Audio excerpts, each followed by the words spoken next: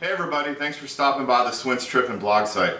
I recently recorded a video that was a review of all the gear that I'll be bringing with me on this trip to Europe.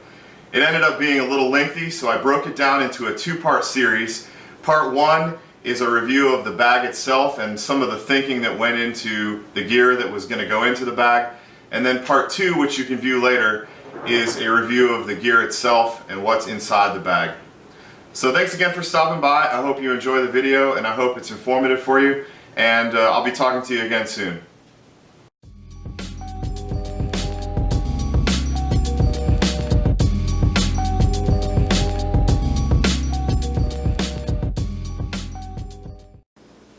Hey guys, thanks for stopping by the site.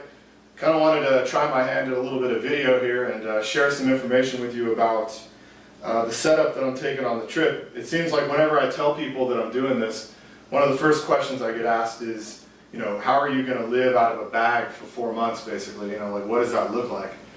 And I started trying to figure out what I was going to bring with me a long time ago. I've been kind of planning this part of it for quite some time because I feel like if this part is not, right, and I'm feeling uncomfortable or I'm dragging around a bunch of stuff that I don't need, it'd make the trip less enjoyable. So I did spend a lot of time looking at it, and I just want to share that information with you guys. If any of you are planning on doing a trip like this for yourself, even if it's, a 2-week trip, a lot of these principles of packing stuff for trips, carries over no matter what you're doing. So for the bag, I ended up going with a product by a company called Ascend. And I actually got this at the Bass Pro Shops. If any of you are interested in looking at it for yourself, you're going to do a trip like this or a backpacking trip of any kind, really. It's kind of a good bag.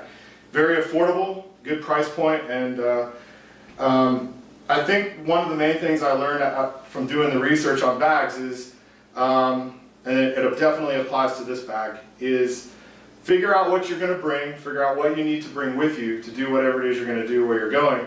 And then buy a bag that is going to accommodate that stuff. It's really that simple. I have a few other special items just because of the way I'm going to be traveling, but for the most part, that's the guiding principle to everything.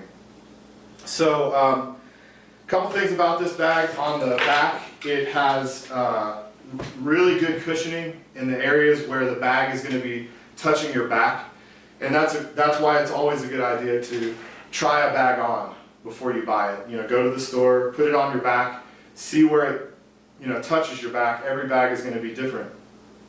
But this one, I like how it does it. It's got a lot of support in the lower back where a lot of the weight is going to be residing on your back. So I like that.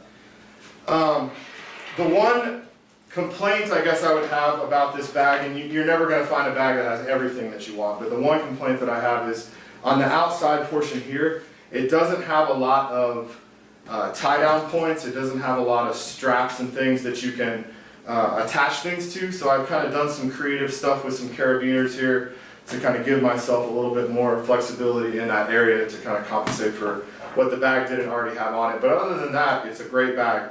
It's basically broken into 3 sections. I've got this top portion up here that I'll show you what's in there, and then I've got the main body of the bag right here, and then the bottom portion down here. Fully loaded, this bag weighs 32 pounds, which is not horrible. I think it's pretty good. I was trying to keep it around 20, but I'll take 32, and it has everything I need, which I like. This bottom section down here is one of the things I love about the bag. This section would ordinarily contain a sleeping bag or something like that. And this area, I'm using it for some special stuff, and I'll show you what I've got. So let's start up here at the top really quick. Just going to do a high-level kind of breakdown of what I've got in here.